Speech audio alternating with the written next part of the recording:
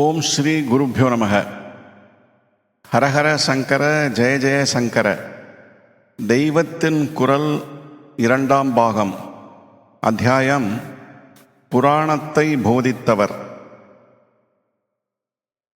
இந்த புராணங்களை ஈஸ்வரனே தேவிக்கு சொல்வதாக அல்லது விஷ்ணுவுக்கு சொல்வதாக அல்லது விஷ்ணுவோ பிரம்மாவோ நாரதருக்கோ அல்லது ஒரு ரிஷிக்கோ சொல்வதாக சொல்லியிருக்கும்.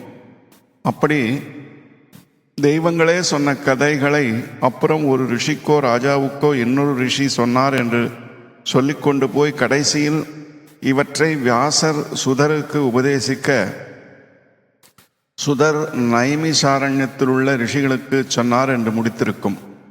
நைமிசாரண்யத்து ரிஷிகள் அப்ராமணரான சூதருக்கு உயர்ந்த ஆசனம் அளித்து உட்கார வைத்து மரியாதை பண்ணி அவரிடமிருந்து புராண சிரவணம் பண்ணினார்கள்.